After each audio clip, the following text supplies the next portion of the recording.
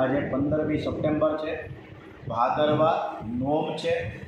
આજે નોમનું શ્રાદ્ધ છે।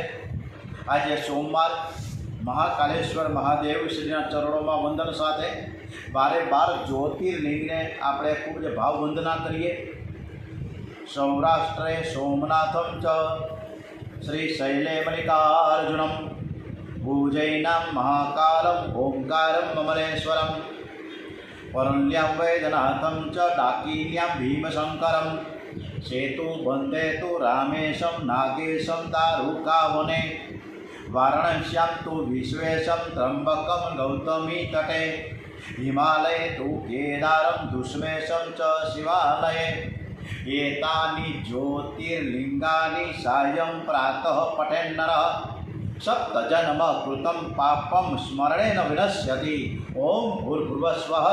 ओम महादेव शिव शंकर शंभो उमाकांत त्रिपुरारे मृत्युंजय वृषभध्वजसूरिण गंगाधर मृड मदनारे हर शिव शंकर गौरीशं वंदे गंगाधरेशं रुद्रं पशुपते विशारं कलिये काशी पूरी नाथम।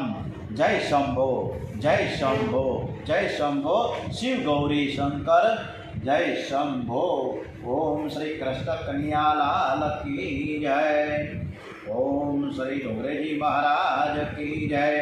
श्री गणपति महाराज की जय।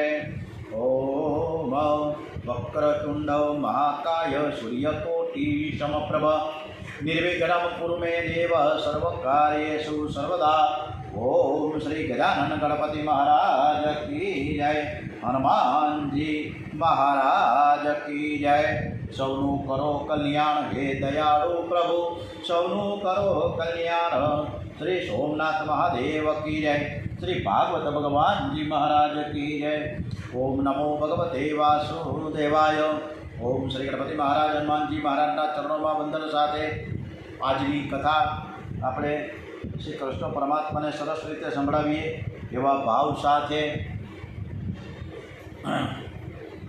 આજની કથા ચાલુ કરીએ ત્યારે આગલો થોડો રેફરન્સ આપી દઈએ કે યશોદા મૈયા દધિમંથન કરતા હતા અને થાકી ગયા હતા। ત્યાં આવીને કાનુડાએ સાડી ખેંચી, મને ભૂખ લાગી જાય અને એ અરસામાં યશોદાજી એને ખોળામાં લઈને स्तनपान करावता था। त्या थोड़ीवार माटे कानोड़ानी आँख वीचाणी खोटे खोटी नाटक अने यशोदाजीनी नजर पड़ी रसोड़ामां अने रसोड़ामां रहेला चूलामां चूलानी उपर तपेलुं, तपेलानी अंदर दूध अने दूधने आव्यो उभरो। हवे दूधनो उभरो आव्यो अने एना माटे कोई पण अपने महिला वर्ग हળી કાઢીને दूधनी तपेली उतारवा जाए कि दूध વધારે પડતું ઉભરાઈ न जाए। तो दूधने उभरो केम आव्यो आ कथा बहुत सरस रीते આપણે આગળ વધારીએ અને એમાં જુદા જુદા મહાન પુરુષો તરફથી જુદા જુદા મંતવ્યો રજૂ થયા છે। એટલે એ કથા આપણે આગળ વધારીએ છીએ। માં જ્યારે બાળકને દોડાવે છે ને ત્યારે મા અને દીકરો બે એક થઈ જાય છે। યશોદામાં અને બાલકૃષ્ણલાલ એક થયા છે। આ યશોદાજીના બ્રહ્મ સંબંધની કથા છે। અને આ જ સમયે માએ જોયું કે ચૂલા ઉપર દૂધને ઉભરો આવ્યો। શાંતિથી થોડો વિચાર કરીએ તો ખ્યાલમાં આવે છે કે આ લીલા તમારા ઘરમાં પણ થાય છે।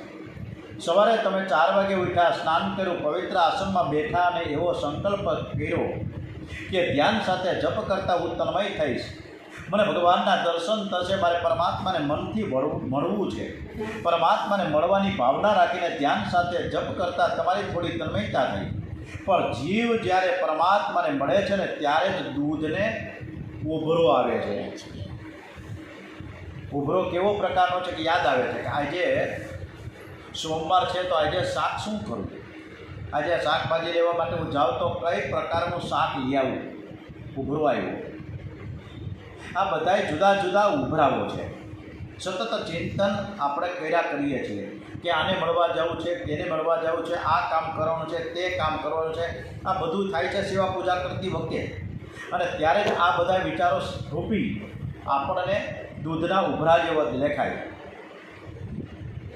લાલાના પેટમાં હું જાઉં, દૂધને એક ઈચ્છા હતી, મારે જો હું ત્યાં જાઉં, લાલો મને પીવે, આ દૂધ છે ચૂલા ઉપર છે ને એ દૂધને ઉભરવાયું, એટલે દૂધ એમ કહે છે, મનમાં વિચાર કરે છે કે હું લાલાના પેટમાં જાઉં ને તો મારું ઉદ્ધાર થાય, શ્રી કૃષ્ણ સેવામાં, ભગવત સેવામાં મારો કાંઈક તો સદુપયોગ થાય, મારે કોઈ વિલાસીના પેટમાં જવું નથી, દૂધને વિચાર છે કે મારો દુરુપયોગ ન થાય, માટે મારે લાલાના જ પેટમાં જવું છે. પણ યશોદા મૈયાના હૃદયમાં પ્રેમ બહુ છે અને લાલાને બહુ જ સ્તનપાન કરાવે છે, તેથી દૂધને એમ થયું કે લાલાના પેટમાં ભૂખ રહેશે નહીં અને મારો ઉપયોગ કૃષ્ણ સેવામાં થશે નહીં, એટલે મારું જીવન વૃથા થશે, એટલે હું અગ્નિમાં બળીને મરી જાઉં, હું જીવીને શું કરું? જીના હે ઉસકા ભલા, જો ઇન્સાન કે લીએ જીએ, મરના ભી ઉસકા ભલા, જો અપને લીએ જીએ. જે પરોપકાર માટે જીવે છે, પરમાત્માના માટે જીવે છે, એનું જ જીવન છે.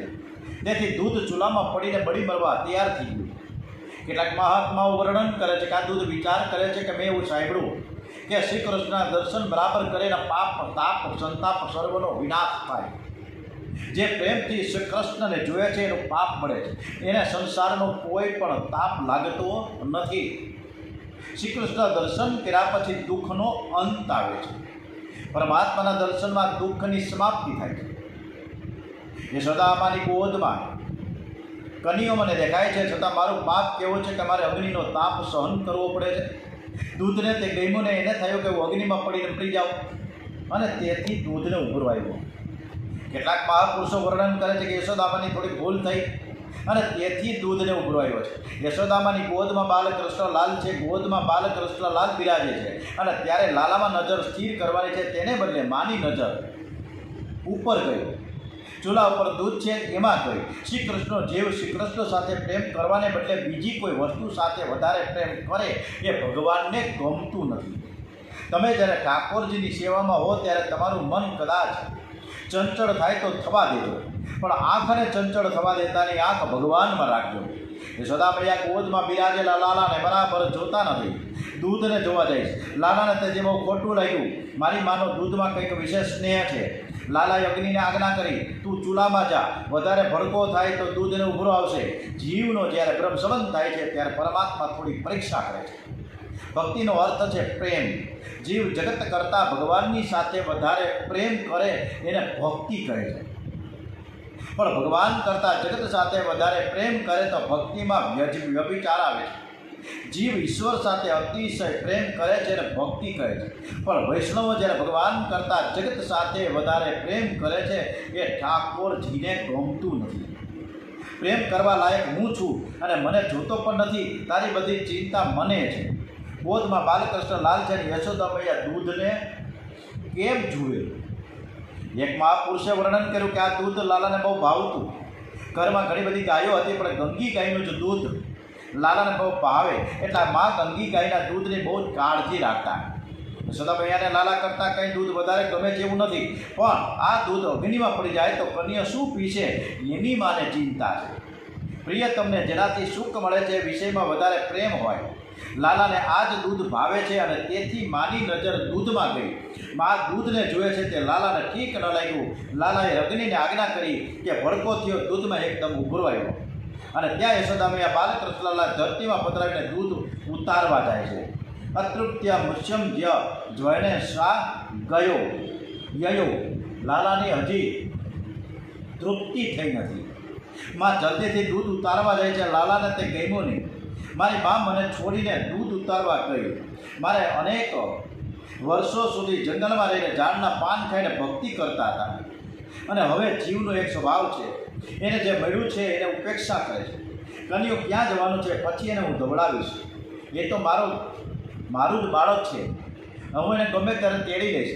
આ દૂધ અગ્નિમાં પડે છે એ પહેલાં હું ઉતારી લઉં.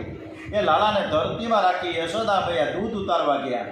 લાલાથી તે સહન ન થયું. ભગવત સેવા અને સ્મરણ છોડીને લૌકિક સુખ સુધારવા જાય તો ભગવાન લૌકિક વધારે બગાડે છે. તમે બધા વૈષ્ણવ છો, પ્રભુના પ્યારા છો, ભગવાનમાં વિશ્વાસ રાખજો. તમારા લૌકિક અલૌકિકની ચિંતા છે ને એ ભગવાનને છે, જે પરમાત્માની સાથે પ્રેમ કરે છે. જે દેવની તમે પૂજા કરો છો, તે દેવના નામનો તમે જે જપ કરો છો, એ દેવને તમારી બધી જ ચિંતા હોય છે. માં લાલાને છોડીને દૂધ ઉતારવા ગયા, તેથી લાલાને ખોટું લાગ્યું. શેર બશેર દૂધ જેટલી પણ કિંમત મારી માં મારી કરતી નથી. મેં એને તે દૂધ ઉતારવા ગઈ. યશોદાજીએ શેર બશેર બચાવ્યું હશે, પણ લાલાને વિચાર કર્યો કે આજે એક પણ દહીંનું નુકસાન કરી નાખ્યું.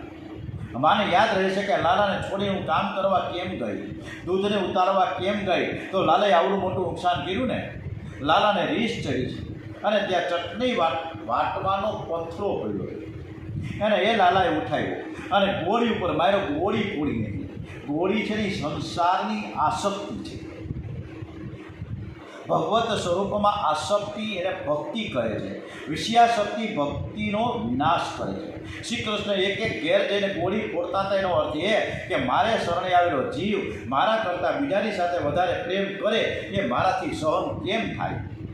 ભગવાન વિષય શક્તિનો વિનાશ કરે છે. અનેક વાર એવું થાય છે કે આ જીવ સંસારને ઠીક કરવા જાય છે.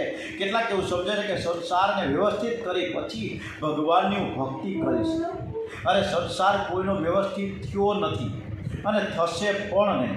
સંસાર તો ક્ષણે બદલાય છે અને પરમાત્માનું સ્વરૂપ એક સરખું કાયમ રહે છે. સંસારને અવ્યવસ્થિત કરીને પછી ભક્તિ કરે એવી કલ્પના ખોટી છે. સંસારને વ્યવસ્થિત કરી અને પછી હું માળા કરવા બેસીશ, પછી હું તપ કરવા બેસીશ, પછી હું ધ્યાન કરવા બેસીશ, એ કલ્પના બિલકુલ ખોટી છે. અને ત્યારે ભગવાન ગોળી ફોડે છે, સંસારની આસક્તિ તોડે છે. ઉલખ ઊંધો ધરી વ્યવસ્થિત સમર્પતા વાનર વૃદ્ધ નવનીત, છુપાઈ ચારે અમ દેખતા જતા નિહાળતા માં હરુ પીઠ આવતા. અને એ સમયે ગ્વાલ બાલ મિત્રો ત્યાં આવે છે. તમે લાલાને પૂછે કે કન્યા આજે કોને ઘેર ચોરી કરવા જવાનું છે. લાલાએ રીસ ચડી છે અને કહ્યું કે આજે તો મારા ઘરમાં ચોરી કરવાની. બાલકૃષ્ણલાલ ખાટડી ઉપર ચડ્યા છે, માખણ ઉતારે છે અને ગ્વાલ બાલ મિત્રોને માખણ આપે છે. શ્રી કૃષ્ણ જે ઘરમાં ચોરી કરે છે એ ઘરની બારીઓ પાસે વાંદરાઓ પણ આવે છે. ભગવાનને યાદ આવે છે કે રામા અવતારના મારા ભગત છે. રામા અવતારમાં હું તપસ્વી હતો, વાનરને મેં કંઈ ખવડાવ્યું નથી, ઝાડના પાન ખાઈને મારા માટે યુદ્ધ કરતા હતા. અને એ કૃષ્ણ અવતારમાં વાનરોને માખણ ખવડાવે છે. વાનરો વૈષ્ણવ છે. વાનર બહુ ચંચળ છે, ચપળ છે, છતાં વાનર જાતિમાં કેટલાક સદગુણો પણ છે. વાનર જાતિમાં એક સદગુણ એવો છે કે એક ઋતુમાં કામસુખ ભોગવે એટલે બીજી ઋતુ આવે ત્યારે સંયમ રાખે. વાનર જાતિમાં બીજો સદગુણ એવો છે કે તે જંગલના ખારા ખાટા કડવા બધા જ ફળ ખાશે, પણ કોઈ દિવસ સીતાફળ કે રામફળ નહીં ખાય. દક્ષિણ ભારતમાં રામફળ થાય છે. વાનર એવું માને છે કે અમે સીતારામજીના સેવકો છીએ, અમારાથી રામફળ સીતાફળ ન ખવાય. વાનરો પણ જીવનમાં કંઈક સંયમ રાખે છે, ભક્તિનો નિયમ રાખે છે. જેના જીવનમાં સંયમ નથી, જેના જીવનમાં ભક્તિનો કોઈ નિયમ નથી, એ પશુ કરતાં પણ હલકો છે. ઇન્દ્રિયોનો સંયમ અને ભક્તિનો નિયમ જે રાખે છે અને એને યમ રાજા પણ સજા કરતા નથી. સંયમ રાખો તો ભક્તિનો રાખો, નિયમ વિના ભક્તિ થતી નથી. લાલો સૌને માખણ આપે છે, પણ લાલાની આંખો ચારેય બાજુ ફરે છે. મારી માં તો આવતી નથી ને. પ્રભુએ જગતને બોધ આપ્યો કે હું ઈશ્વર છું, પણ ચોરી કરું છું તો મને પણ બીક લાગે છે.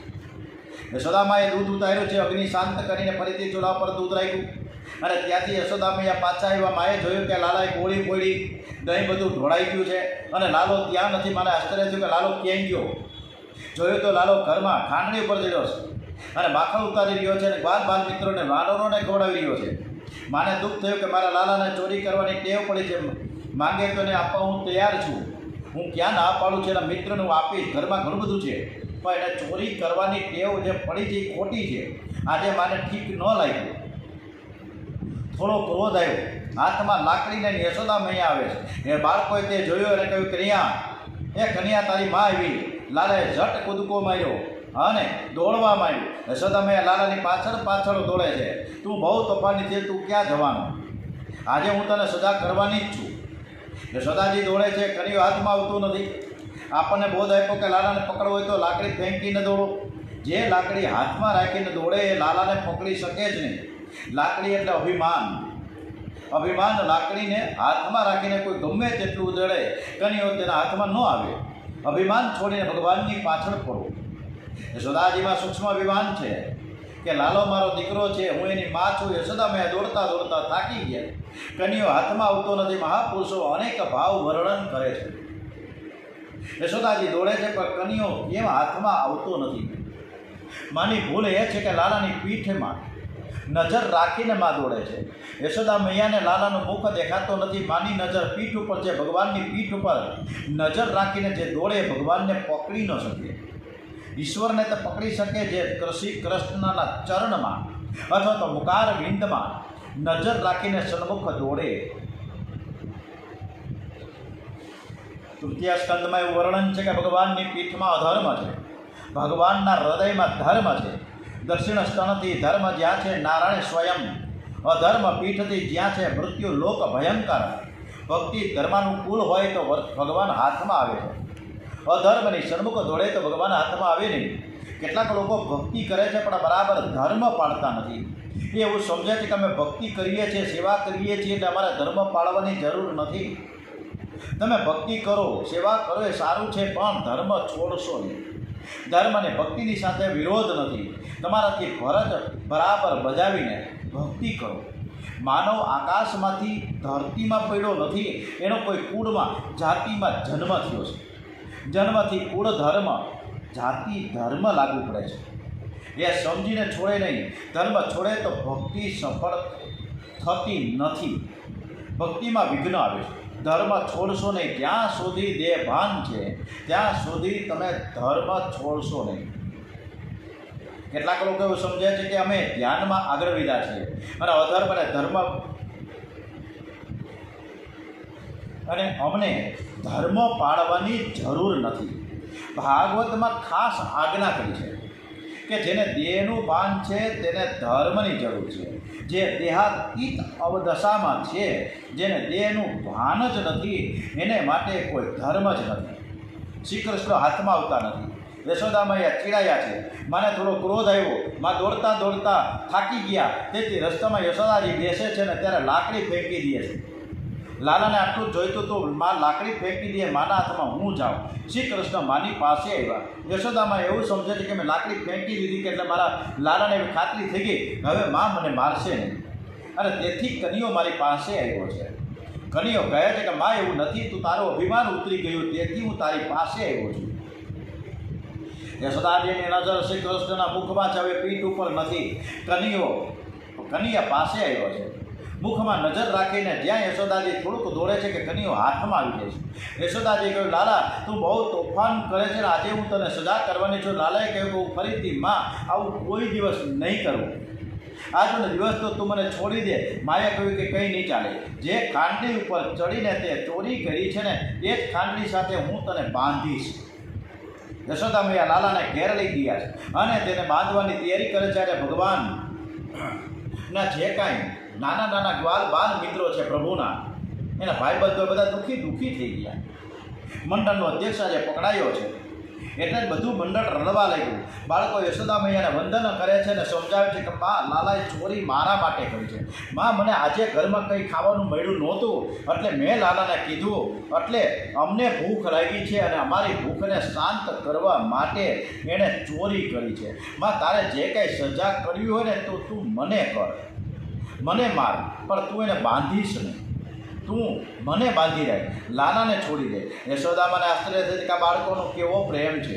બાળકોને ધમકાવે છે તમારે ઘેર ચાલ્યા જાઓ, મોટા વકીલાત કરવા કેમ આવ્યા છો, જાઓ અહીંથી. કોઈ દિવસ યશોદામાએ બાળકોને એવું કહ્યું નથી કે તમે ઘેર જાઓ. ગામના જેટલા બાળકો છે એ બધા જ મારા છે એવું યશોદામાએ માનતા. આજે તો મા ક્રોધમાં છે. એણે બાળકને કહ્યું કે ઘેર જાઓ. બાળકો દોડતા દોડતા ઘેર ગયા છે અને ગોપીઓને કહ્યું કે માં આજે યશોદાજી બહુ ચીડાયા છે. લાલાએ ગોળી ફોડી તેથી લાલાને બાંધી દીધો છે. માં તો યશોદાજીને સમજાવને લાલાને બાંધે નહીં. ગોપીઓને ખબર પડી અને તે ગોપીઓ યશોદામાને સમજાવવા માટે ઘરે આવી. માં તો આ શું કરશ? અમે અનેક દેવોની બાધા રાખી, અનેક વ્રતો કર્યા, ત્યારે તમારા ઘેર દીકરાનો જન્મ થયો છે. અમે તો ગરીબ ઘરની વહુઓ છીએ. તારો કનૈયો મારે ઘેર આવે ને બોડી ફોડે ત્યારે હું કોઈ વખત એને ધમકાવું છું, પણ એને બાંધવાનો તો વિચાર મેં કોઈ દિવસ કર્યો જ નથી. આજે મારા ઘરમાં કોઈ પાણી પીતા નથી, બધાને કનૈયો વહાલો લાગે છે. માં, આજે તને થયું છે શું? તું કેમ નિષ્ઠુર થઈ ગઈ? પણ આજે ગોપીઓ બોલે છે તે માને ગમતું નથી. મેં નજરે જોયું છે કે એને ચોરી કરવાની ટેવ પડી છે. કોઈને ગાંઠતો નથી. તમે લોકો એને બહુ લાડ કરો છો, એને માથે ચડાવ્યો છે. એ શું સમજે છે? એ મારો દીકરો છે, મને જે યોગ્ય લાગે તે કરીશ. યશોદા મેં લાલાના ધમકાવા બાંધવાનો પ્રયત્ન કરવા લાગ્યા. જે દોરીથી લાલાને બાંધવા જાય એ દોરી 2 આંગળ ટૂંકી થાય. મહાપુરુષો વર્ણન કરે છે કે શ્રી કૃષ્ણના કોમળ શ્રી અંગનો સ્પર્શ થતાં દોરીને દયા આવી ગઈ. કનૈયો અતિ કોમળ છે અને બાંધે તો લાલાને કષ્ટ થશે. બ્રહ્મ સંબંધ કરે તેનો સ્વભાવ સુધરે છે. પરમાત્માને મનથી સ્પર્શ કરે તે સ્વભાવ સુધરે છે. આજે દોરી તો પ્રત્યક્ષ સ્પર્શ કરે છે, દોરી 2 આંગળ ઓછી થાય છે.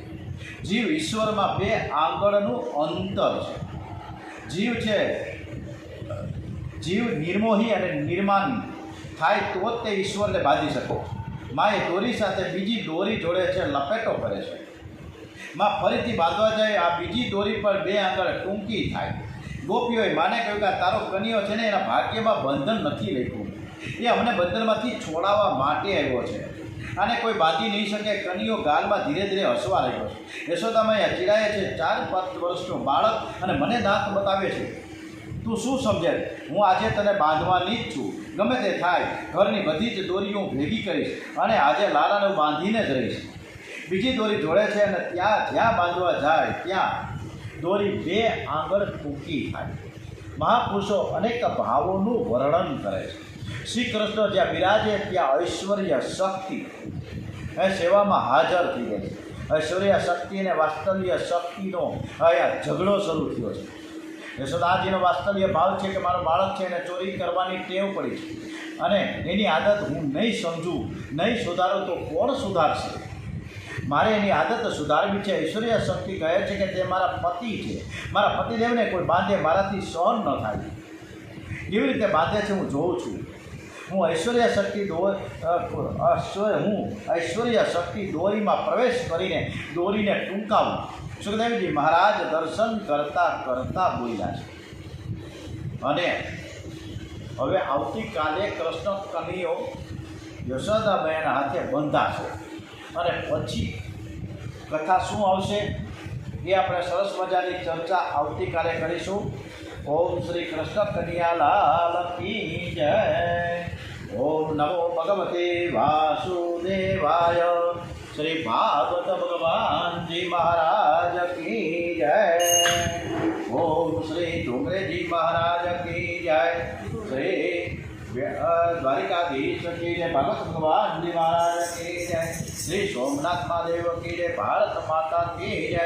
ઓમ નમઃ પાર્વતી પતે હર હર હર હર મહાદેવ.